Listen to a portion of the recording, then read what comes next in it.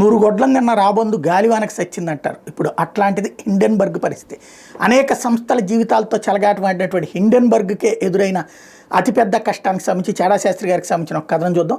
అదాని గ్రూప్లో పలు అవకతవకలు జరిగాయి. 2023 సంవత్సరం జనవరిలో అమెరికా షార్ట్ సెల్లింగ్ రీసెర్చ్ సంస్థ హిండెన్బర్గ్ ఒక రిపోర్టు బయటపెట్టడంతో అదాని గ్రూప్ కంపెనీల షేర్ల ధరలు బాగా పతనం అయ్యి అదాని భారీగా నష్టపోయాడు. దీని ప్రభావం వల్ల దేశీయ స్టాక్ మార్కెట్ కూడా బాగా పతనం చెంది పలువురు చిన్న ఇన్వెస్టర్లు నష్టాలు మూటగట్టుకున్నారు. ఈ రిపోర్ట్ వచ్చిన వెంటనే అదాని మీద చర్యలు తీసుకోవాలని మోడీ ప్రభుత్వంపై ప్రతిపక్షాలు పార్లమెంట్లో మరియు బయట కూడా విపరీతంగా ఒత్తిడి తెచ్చాయి. పార్లమెంటు పలు రోజులు స్తంభింపజేసే బీజేపీ వ్యతిరేకులైతే ఈ అదాని ఫ్రాడ్ వల్ల దేశ పెద్ద ఆర్థిక సంస్థలైన స్టేట్ బ్యాంక్, ఎల్ఐసి దివాళా అంటూ సామాన్య ప్రజలను విపరీతంగా భయపెట్టారు. సుప్రీంకోర్టులో కేసు కూడా వేశారు. సుప్రీంకోర్టు నియమించిన నిపుణుల కమిటీ అదాని గ్రూప్లో అవకతవకలు జరగలేదని రిపోర్ట్ ఇచ్చింది. ఇలా రిపోర్ట్ ఇచ్చిన స్టాక్ మార్కెట్ పతనానికి వెనకాల ఎవరున్నారో కూడా విచారణ చేయమని సుప్రీంకోర్టు సెబీని ఆదేశించింది. సుప్రీం ఆదేశాల మేరకు నిరాధారమైన రిపోర్ట్స్ ఇచ్చి భారత్ స్టాక్ మార్కెట్ షేర్ల ధరలు పతనం అయినట్టు చూసి లబ్ధి పొందడానికి హిండెన్బర్గ్ అదాని గ్రూప్పై రిపోర్టు తయారు చేసినట్టు కనిపిస్తోంది అన్నటువంటి విషయం తేలిపోయింది. అది మన సెబీ హిండెన్బర్గ్కి నోటీస్ పంపించి వివరణ కోరింది. అంతేకాదు హిండెన్బర్గ్ అదాని మీద రిపోర్టు బయట పెట్టకముందే అదే రిపోర్ట్ 2 నెలల ముందే ఒక చైనా కంపెనీకి అందజేస్తున్నట్టు సెబీ ఆ నోటీసులో ఆరోపించింది. హిండెన్బర్గ్ ఆ నోటీస్కి వివరణ ఇవ్వకుండా సెబీ అదాని కుమ్మక్కు అందుకే సెబీ అదాని గ్రూప్ మీద సరిగా విచారణ చేయలేదు అంటూ సెబీ చైర్మన్ మీద తిరిగి ఆరోపణ చేసింది. ఈ ఆరోపణల మీద మళ్ళీ యథాప్రకారం రాహుల్ గాంధీ ముఠా పార్లమెంటు స్తంభింపజేసి అదాని మీద జాయింట్ పార్లమెంటరీ విచారణ జరగాలని సెబీ చైర్మన్ పదవి నుండి తొలగించి ఆ మీద విచారణ జరపాలని కోరుతూ నానా రచ్చ చేసి రోజుల పాటు పార్లమెంట్ నడవ నీడకుండా అడ్డుకున్నారు. ఈ హిండెన్బర్గ్ సంస్థ కార్యకలాపాలు మొదటి నుండి సందేహాస్పదంగా ఉన్నాయని, తాను అడ్డదారిలో కోర్టు లాభాలు సంపాదించడానికి పెద్ద కంపెనీల మీద ఇటువంటి రిపోర్ట్స్ ఇస్తోందని, అదాని మీద రిపోర్ట్స్ వెనక్కి కూడా ఏదో గూడుపుట అని ఉందని పలువురు అభిప్రాయపడ్డారు.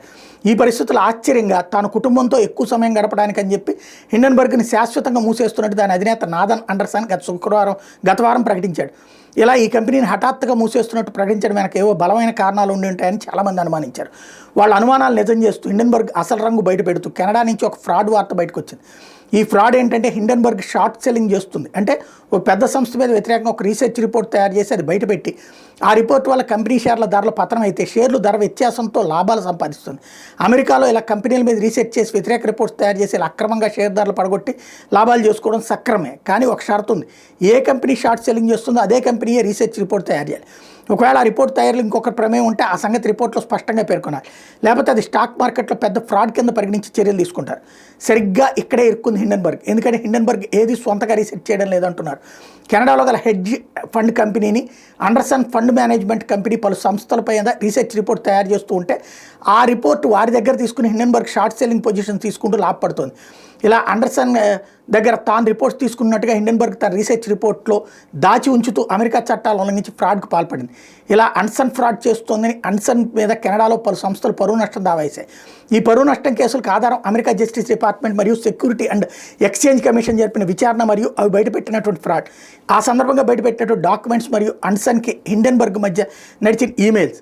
ఇంతకీ అదాని గ్రూప్ మీద నిజంగా హిండెన్బర్గ్ రిపోర్ట్ సొంతంగా తయారు చేసిందా, లేక వేరే వాళ్ళు తయారు చేసిన రిపోర్టును తాను రీసెర్చ్ చేసి తయారు చేసిన రిపోర్టుగా బయటపెట్టింది అనేది ఇంకా తేలేదు.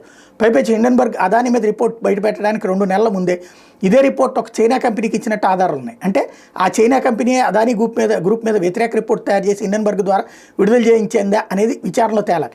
ఎందుకంటే అదాని పోర్ట్స్, గనులు, పవర్ ప్లాంట్స్ విషయంలో అంతర్జాతీయ స్థాయిలో చైనా కంపెనీలకు పోటీస్తూ వేలం ద్వారా ప్రాజెక్టులు సంపాదిస్తూ చైనా కంపెనీల వ్యాపారం దెబ్బకొడుతున్నాడు. ఏదేమైనా అమెరికన్ చట్టాల ప్రకారం హిండెన్బర్గ్ భారీ ఫ్రాడ్కు పాల్పడింది. ఈ ఫ్రాడ్ మీద ట్రంప్ ప్రభుత్వం చర్యలు తీసుకుంటుందేమో అనే భయం చేతనే హిండెన్బర్గ్ సంస్థ ఆకస్మికంగా మూసివేత ప్రకటన చేసిందనేది రాబోయే రోజుల్లో తేలిపోతుంది.